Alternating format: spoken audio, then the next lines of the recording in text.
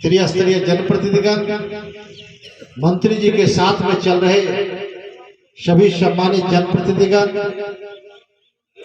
यहाँ उपस्थित मीडिया के साथी, ग्रामीण कार्य विभाग के सहायक अभियंता, कनीय अभियंता, प्रखंड से हमारे आए हुए प्रखंड विकास पदाधिकारी, अन्य पदाधिकारीगण और यहाँ उपस्थित भाइयों बहनों, आज हम सभी माननीय मंत्री जी और हम सब मिलके 3 सड़कों का शिलान्यास हम लोग श्रीनगर प्रखंड में रखे हैं, जो बहुत ही महत्वपूर्ण सड़क है। जिन सड़कों का शिलान्यास है वो 12 फीट की प्रधानमंत्री सड़क योजना से पूर्व में बनी हुई सड़क थी, जिसका अपग्रेडेशन किया जा रहा है, वो 18 फीट में परिवर्तित हो रहा है। और लगभग जो आज 3 सड़क को हम लोग शिलान्यास करने वाले हैं, एक तो पहला है जगेली चौक से आरसीडी रोड से अररिया सीमा तक, जो 14 किलोमीटर से भी अधिक लंबी है, जिसकी लागत 18 करोड़ के लागत से उसका निर्माण होना है। वही दूसरा सड़क जो बगल में दाहिनी तरफ है, कदगमा चौक से डंगराहा तक, ये भाया कदगमा हसेली सावजा देवी नगर डंगराहा जाती है, जो 7 किलोमीटर से भी अधिक लंबी है और जो 8 करोड़ 11 लाख के लागत से इसका निर्माण होना है। वही तीसरी सड़क चरैया रहका चौक से गांधी चौक से जो जलालगढ़ सीमा जाती है, जिसमें आपको मंडल टोला, खिरनी चौक, इमली टोला, कोसी कॉलोनी होते हुए कोऑपरेटिव बाजार, उफरेल, खोखा, फरियानी, जलालगढ़ सीमा तक, जिसकी लंबाई 11 किलोमीटर है, जो लगभग 11.25 करोड़ की लागत से इसका निर्माण होना है। ये 3 बहुत ही महत्वपूर्ण सड़क का आज हम लोग शिलान्यास रखे हैं, जिसका इस कार्यक्रम में हम सभी उपस्थित हुए हैं। साथ ही आप सबों को बताते हुए मुझे खुशी है कि सड़क में जो पुल है, जो छोटी छोटी पुल है इस योजना के साथ, लेकिन जो बड़ा पुल है जो 50 मीटर, 40 मीटर, 30 मीटर, 80 मीटर का ब्रिज है, उसका अलग से निविदा हुआ है, उसका भी हम लोग अलग से शिलान्यास करेंगे। एक रोड में 6-6 करोड़ का ब्रिज, 2-2 ब्रिज करके एक रोड में अलग से भी पारित हुआ है, जिसका टेंडर हो चुका है। तो दर्जनों पुल कस्बा विधानसभा में मुझे लग रहा है कि लगभग 25 ब्रिज से भी अधिक अभी प्रधानमंत्री सड़क सेतु योजना में स्वीकृत हुआ, जिसका निविदा हुआ।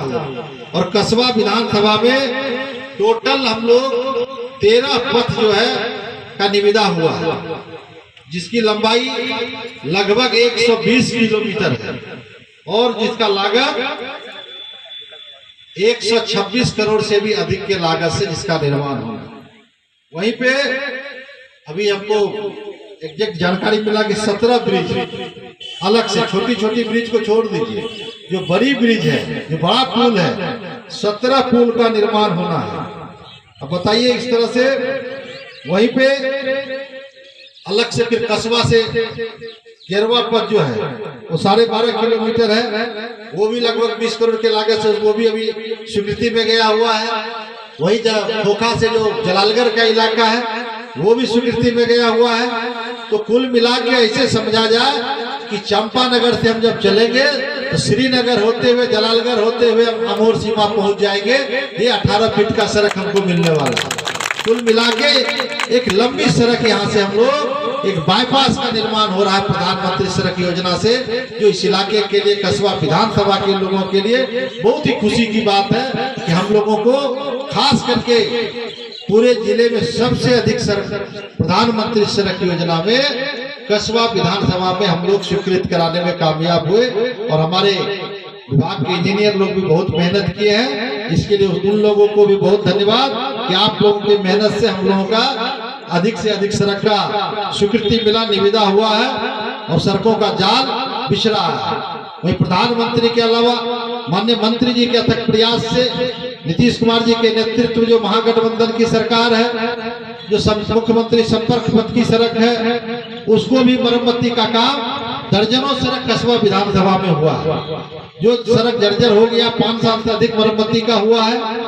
ऐसे सड़कों को भी मरम्मती के लिए माननीय मंत्री जी के अथक प्रयास से, हम लोगों के प्रयास से वैसे सड़कों को भी मरम्मती का काम बहुतों पे चल रहा है। और जो श्रीनगर प्रखंड में 2 साल पहले हम और माननीय मंत्री जी एक शिलान्यास में झुन्नी चौक पे आए थे, तो इस इलाके के लोगों ने सचिन मेहता जी वगैरह कई सड़कों का मांग किए थे, तो सभी सड़क पे आज काम हो रहा है, या तो बन गया या उस पर काम हो रहा है।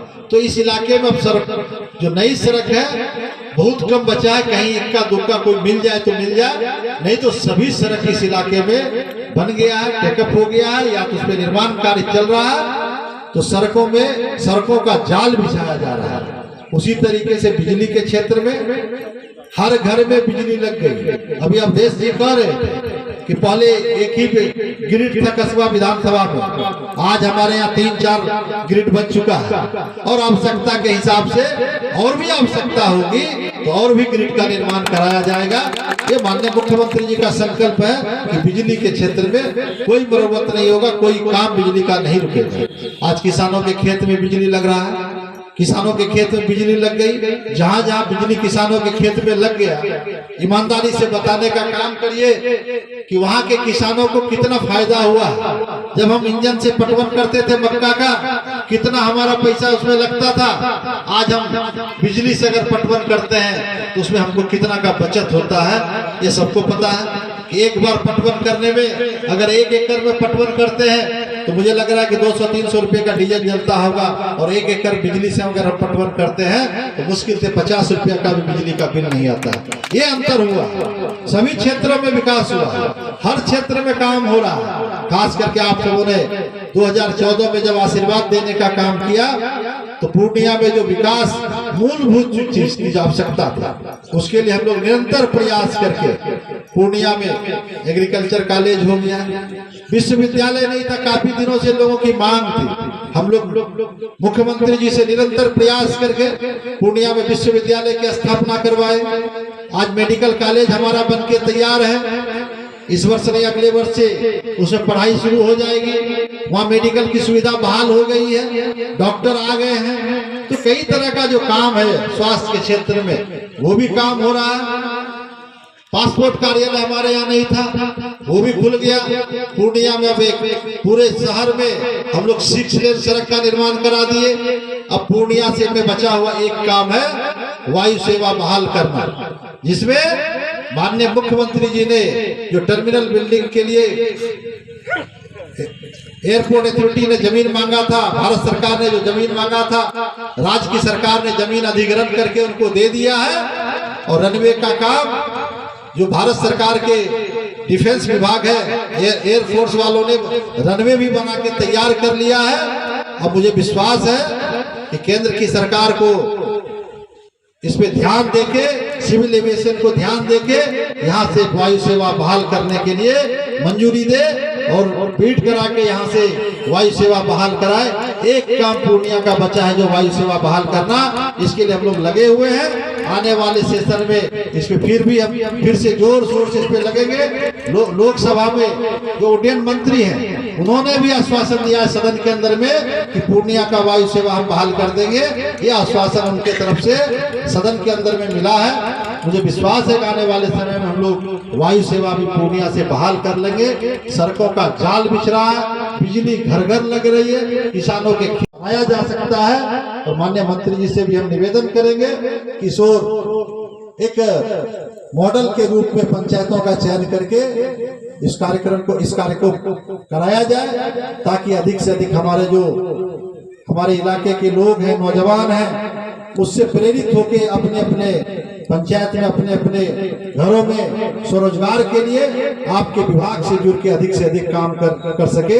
ये मुझे विश्वास है कि आपके मंत्री बनने से इस इलाके के लोगों को फायदा होने वाला है। अभी हमारे कई साथी स्कूलों की चर्चा कर रहे थे कि जहां भी स्कूलों की समस्या है उसके लिए 3-4 जो समस्या है हम अपने अध्यक्ष जी और प्रमुख साहब से भी आग्रह करेंगे कि जहां भी स्कूल की समस्या है एक सूची बना के और उसका जमीन अगर है तो उसको भी एक टेंटेटिव बना के अगर हम लोगों को दीजिएगा तो बिहार सरकार के माननीय मंत्री जी से, मुख्यमंत्री जी से मिलके हम लोग कोशिश करेंगे कि आपका स्कूल का निर्माण हो जाए। आपके पंचायत में जहाँ पर विद्यालय नहीं है वहाँ पे विद्यालय हम लोग खुलवा दें, ताकि जो हमारे गरीब के बच्चे हैं, जो कमजोर घर के बच्चे, उसकी पढ़ाई का वहाँ पढ़ाई हो सके। हमारे अभी महादलित समाज के नेता कह रहे थे मेरे पंचायत में नहीं है, इनको प्राथमिकता में हम लोग लेके निश्चित रूप से कोशिश करेंगे कि वहाँ पे विद्यालय बने, इसके लिए हम लोग काम करेंगे। यहाँ पे अभी कई लोग कह रहे थे कि यहाँ पे